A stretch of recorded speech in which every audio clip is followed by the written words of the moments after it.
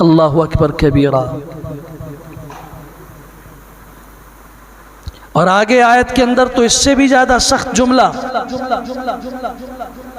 کہ اگر لولا کتاب من اللہ، اللہ کی طرف سے اگر یہ فیصلہ نہ ہوتا پہلے سے، لمسکم فیما افضتم عذاب علیم، جو تم نے کیا ہے اس کے بدلے میں تمہیں دردناک عذاب پہنچتا۔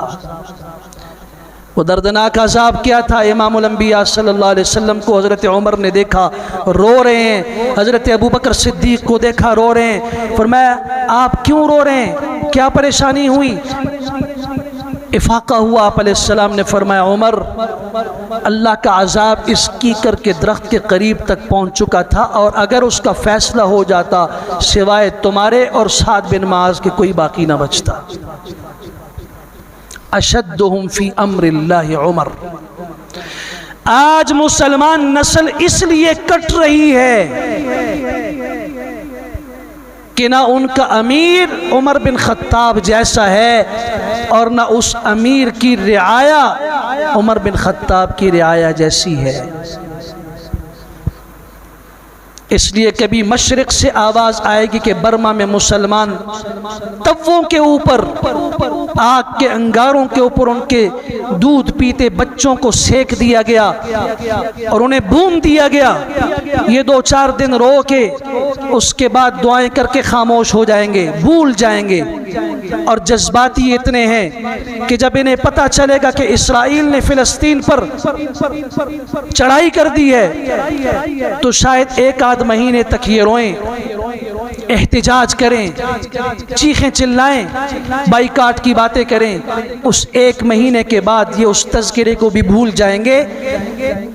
آج ضرورت ہے کہ عمر بن خطاب جیسا، ضرورت ہے کہ طارق بن زیاد جیسا، ضرورت ہے جیسے موسیٰ ابن عقبہ جیسا گورنر پیدا ہو، امت مسلمہ کو ضرورت ہے عمر بن عبدالعزیز جیسا حاکم ہو، اور تو اور نہیں، معتصم باللہ جیسا ہی کوئی پیدا ہو جائے جس کے کانوں میں یہ آواز گونجی تھی، ایک مسلمان عورت کی عزت پہ ہاتھ اٹھا، اس کی زبان سے آواز نکلی، چیخ نکلی، واہ معتصمہ، او ہمارے اوپر حکومت کرنے والے معتصم، تم کہاں سو گئے؟ تمہاری رعایا میں سے ایک مسلمان کی عزت پہ ہاتھ اٹھا ہے، واہ طارقہ کی آواز اٹھی تھی، اور واہ مسلمہ کی آواز، واہ عربہ کی آواز جب اٹھی تھی تو حجاج بن یوسف نے اپنے جوان سالہ 17 سالہ محمد بن قاسم کو بھیجا تھا۔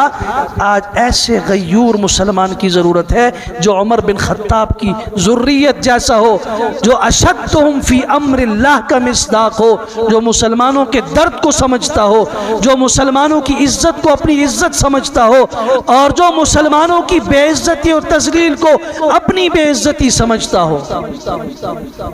صرف تجوریاں بھرنے کا نام حکومت کرنا نہیں ہے، صرف چوکیدار سے اٹھ کر،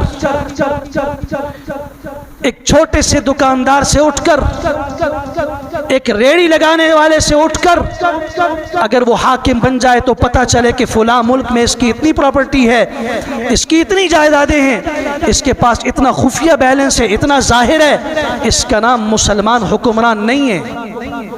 رب کعبہ کی قسم، اسلامی عدالت اگر ہوتی تو یہ لوگ جیلوں میں ہوتے۔ انہیں مسلمانوں پہ حکومت کرنے کا اختیار نہیں ہے، حق نہیں ہے۔ انہیں مسلمانوں کے جوتے اور مسلمانوں کے جوتوں کے نیچے زمین صاف کرنے کا حق بھی اسلامی حکومت نہیں دیتی۔ جیلوں میں سڑ کے مرو جب تک توبہ نہیں کرو گے تم۔